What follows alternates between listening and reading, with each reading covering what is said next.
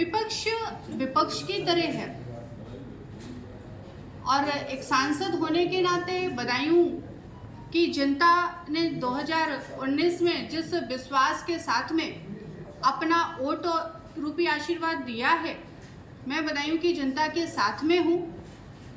विपक्ष कोई भी हो, जब विपक्ष अपनी भूमिका निभाएगा तो हम अपनी भूमिका में पिता पुत्री का सामना होगा, एक पिता पुत्री का सामना होगा, कैसे करेंगे?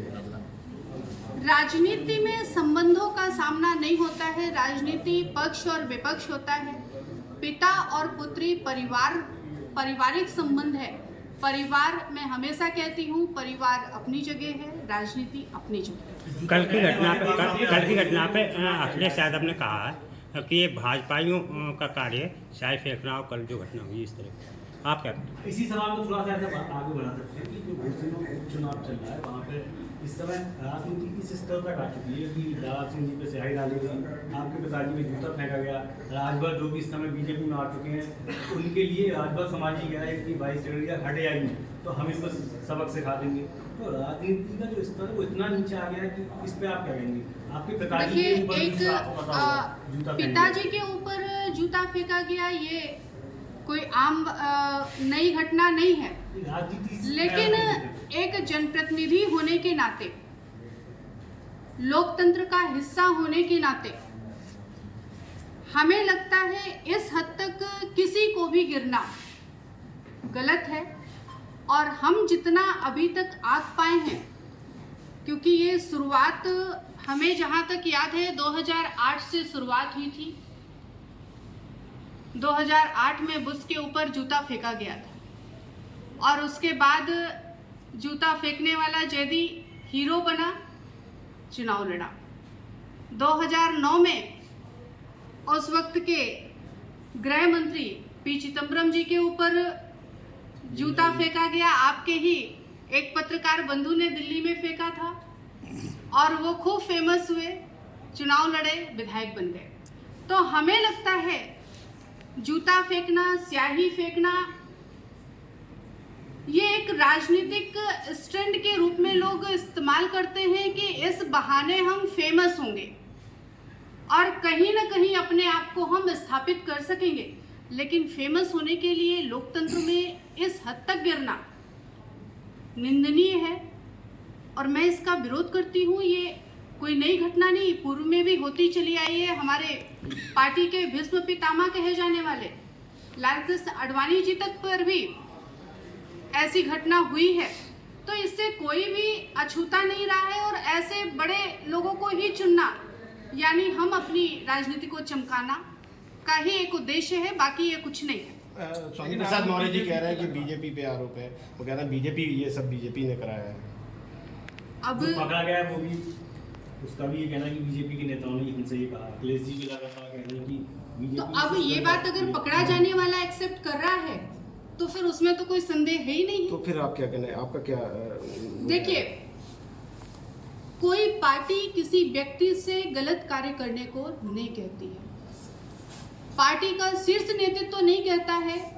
छोटी मानसिकता रखने वाले राजनीतिक करवा सकते हैं, लेकिन शीर्ष नेतृत्व ऐसा दिशा निर्देश किसी को नहीं देता है। एक बेटी राजू दास की बात पे क्या कहें? इस घटना को एक बेटी के रूप में सांसद के रूप में हमने आपसे कहा, लोकतंत्र का हिस्सा होने के नाते मैं इसकी निंदा करती हूँ, ये नहीं होना चाहिए।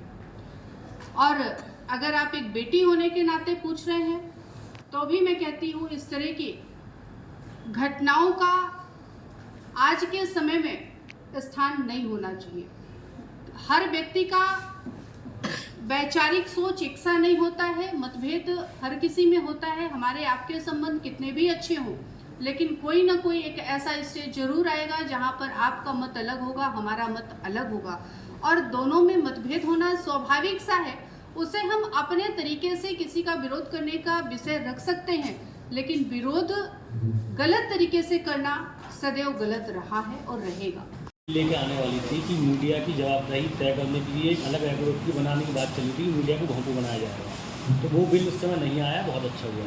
लेकिन अब अभी यूपी में जो सूचना प्रसारण जो प्रमुख सचिव जी हैं संजय प्रसाद जी, वो उन्होंने एक आदेश जारी किया सभी डीएम को लेकर कि प्रेस में कोई भी नकारात्मक खबर अगर आती है, खासतौर से सरकार की इससे छवि धूमिल होती है। उन खबरों करने वाले जो भी समाचार पत्र होंगे या मीडिया समूह होंगे, उनको नोटिस दिए जाएंगे, उनसे पूछा जाएगा। तो इनडायरेक्ट वे में ये भी एक तरीके से लगाम लगाने वाली बात हो गई। तो ये तो मतलब प्रेस पे अंकुश लगा के चुनाव जीतना या चुनाव में जाना, आप इस पर क्या कहेंगे?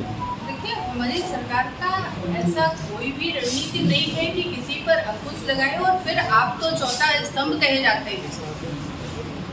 आप पर हर किसी को विश्वास है और हमारी सरकार किसी के भी विश्वास पर ठेस पहुंचाने वाली सरकार नहीं है।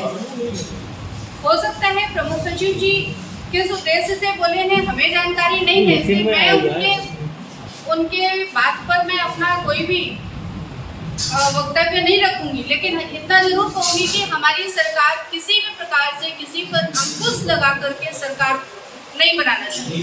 नहीं, ये तो हम सब लोगों के ऊपर एक डीएम अगर इस तरीके की मॉनिटरिंग करेंगे कि प्रशासन की छवि धूमिल ना हो या सरकार की छवि धूमिल ना हो, इसका मतलब साफ साफ है कि जो भी खबरें करी जानी है वो फिर एक तरीके से भोंपू बन के की जानी है कि हमें बस सरकार की जो भी योजनाएं हैं उनका प्रचार करना है। हम उन योजनाओं में अगर कोई खामी है, कहीं करप्शन है, तो उसकी बात नहीं कर सकते। तो इस पर आप क्या कहेंगे? अगर ऐसा है, मैं फिर कह रहा हूँ, अगर आप ये मान लो अगर ऐसा है तो क्या ये सही है और इस पर आपका क्या विचार है? अगर ऐसा है तो देखिए, आप अगर सब इस्तेमाल कर सकती हैं आप। हमारा अपना व्यक्तिगत विचार है, हमें लगता है ऐसा अंकुश नहीं लगेगा और लगना भी नहीं चाहिए, क्योंकि हम सब लोकतंत्र के हिस्सा हैं और आप चौथा स्तंभ हैं। कैसे संभव है? ये संभव तो नहीं है, लेकिन प्रयास तो है ना। हमें नहीं लगता सरकार की तरफ से ऐसा प्रयास होगा।